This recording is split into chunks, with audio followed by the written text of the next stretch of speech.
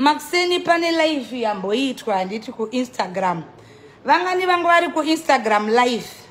Maxeni vangu vari ku Instagram live. Vangani chimbondiudzayo. Kwakune nyaya yeava commander. Yeu commander.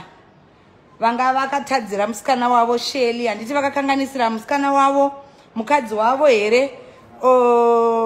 Mendo zvavakakanganisirana. Vakanganisirana ndobva ndauya ndichivaraira zvakanaka naka. Ndichivati no, yeu commander. Vasikana ava vane magaro mahombe ava. Vanongouya vachienda, usashoropodze mukadzi wako. Wakamuda akadaro handitika. Asina magaro wakangomuda. So sei uchivhundutswa nevanhu vane magaro. Magaro aya anongori ekuendesa kutoilet. Andinambotaura zvakaipa. Ofuchi magaro ndeekuendesa kutoilet guys. Am I lying? Magaro ngeekuendesa kutoilet. Saka ndataura kudaro ndichitoraira zvangu yeu commander ava zvakanaka. Vamwe mbuya anonzi mbuya ani kuhameno Zuva Habane. Vanonzi Zuva ani kwava. Ava street kids reku South Africa anonzi Zuva Habane. Ava mai vanogara mumaloji ava vasina kana imba. Itai muchinditaurira handitika.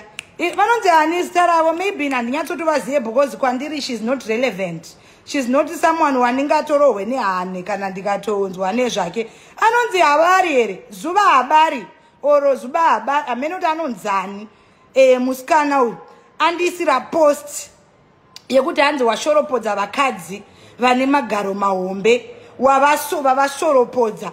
Don't body shame.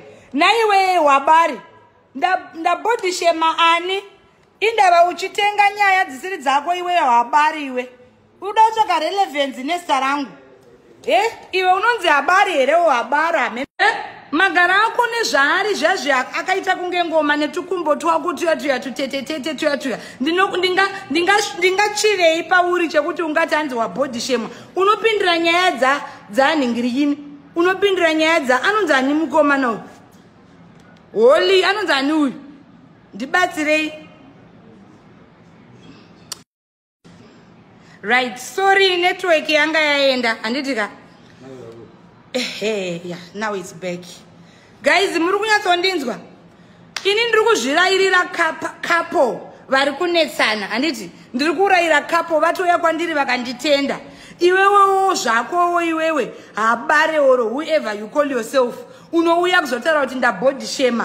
Iwe structure yako yanyanyoshamisa iko yekuti tingabva tatofunga kuti iwewe une ukoshwa hwekuti ndinofanira kutadza kutaura zvandoda because who are you? Wekuti ndinofanira kutaura zvaunoda iwewe. Uri ebentete vani? Uri ebentete vakwe kwenyu kuva unoebeniza. Uri kunzwa? Uri ebenitete unoebenizira uko. Uri kunzwa? Network yadi ndidzimere nditangidze. Makundinzwa here? Makundinzwa. If you can hear me, let me tell you. No, I'm very calm. I'm very calm. Zuva Habane for you to come and talk to me. Chimboya kana ne title deed. 1. Uya kana ne stand. 2. Ini ndiri kutaura newe ndakatsika panapa ndiri kuvaka ijezvi iwe Habane. Uri kunzwa? I am building a house. Yangu inoti yangu. I am building. Iwe unei chekuti ndinofanira kukukwata kuti hanzi wataura. Iwe une achievement ye makeup nekusweroterera vanhu kumashure kudai kunge muswe wembwa. Unoterera ukangonzwa munhu kudai naye kuterera. You're not even relevant. Zvekuti tingatobva tatoshushikana newe Habane. You are not relevant Habane. You are not relevant at all to the extent yekuti kutopiwa attention nenika. Kutoti ndikupe attention, it's your lucky day today ufunge. Hauna basa Habane. Hauna basa. Ukunzwa ndikutaura. You are not relevant. Anditika relevant. You are not zvako zvekuti ndikabva ndato wakanaka stereki unogona kushepa ma eyebrows but ndoyega achievement yako yawinayo muupenyu yepenzura yekushepa tsiye. Une achievement yepenzura yekushepa tsiye nekugara maloji. At your age hauna kana chawinacho unoswera uchida kuzvita eben chaunogadzisa chii musociety chaungatonzi uri inspiration kana kuti uri influencer kana kuti tingatodzidze. Ini ndingatoye kwauri for counseling. Ndingatoye kwauri for counseling here iwe Habane iwe undikwanire wazvinzwa. Undikwanire Habane handina nditomutambira uko. nekunaka kwako iwe nemagara ako anenge ngoma idzodzo dzembangumba hauna chauinacho. Gara pasi, sit down. Usandiudzire zvekutaura, usanditaurire zvekutaura, usandiudzire nguva yekutaura. I don't follow you, but nhasi ndatozongouira kuti ndikuudze izvozvo, because there is nothing special about you. Hauna. Unotoda kutocontributirwa zvinhu kuti urarame. Achievement yako even ukaenda kunze unoenda kunotengesa magaro. Oda kuya pana pachinjira kuti ndabody shema. Iwe inini handina magaro mahombe, but my body inoenderana. Handina makumba anenge stick yemechi saka. Hausi relevant zvekudaro zvekupiwa attention neni. Uri kunzwa? Inini siyana neni zvako nyange ukabvisa muklasi ungori neklasi yaunozvisa but hauna kana send kobira hauna. Dai pasina ivo varume vanokuchengeta from one lodge to another. Kuti ngadai tichiuziva uri pakakona kewaiti. Come with title deeds or motikari zvako. Motikari zvayo kana skorokoro uye utaure kuti hanzi ndiri kutaura inini. Unotaura inini panyaya yechiko iwe habari iwe usandinyangadze ndiri kuno kuTanzania kuita basa. Ziya zveku-South Africa kwaunokwangwa yawo nekuteerera vanhu ngeimbwa. Ukangoona munhu ari femi naye kuseri kwake unotozvinetsa nekuposta vanhu vasinei newe vaunoswera kuposta. Zuro ndizuro wairwisana nemukadzi wawaida kuti akuposte muSouth African. Une zano nemukadzi wawaida kuti akuposte. And see you at the top. At the top ipi?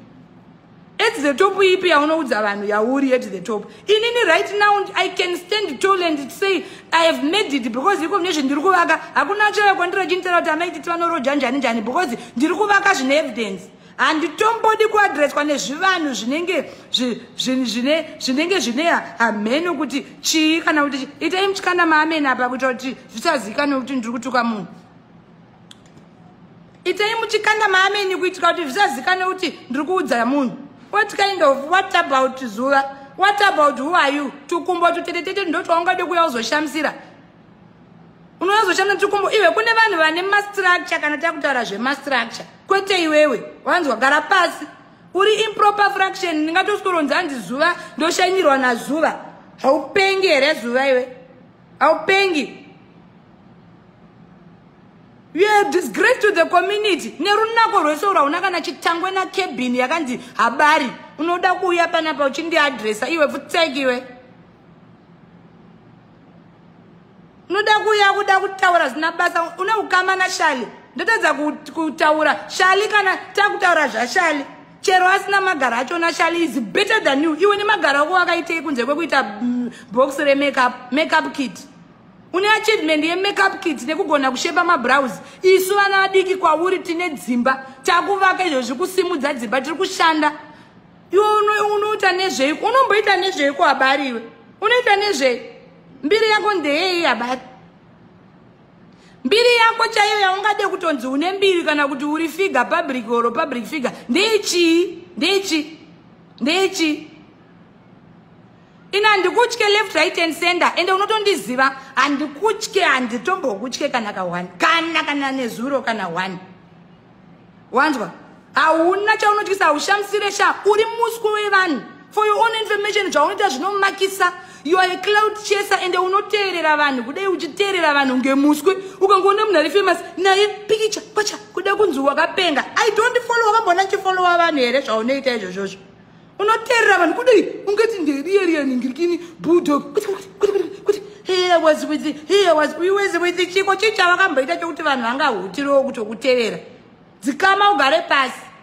Ufunge kuti zvandakura kudai so ndichingogara maroji unenge utachonzi Rogers. Unogara maroji unenge uchitonzi Rogers.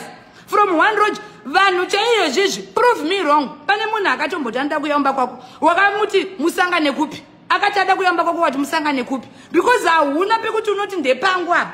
Iko nochi watomboisa picture frame muroji yoyo daunzi mumba mako. Iwe habarika. Iwe.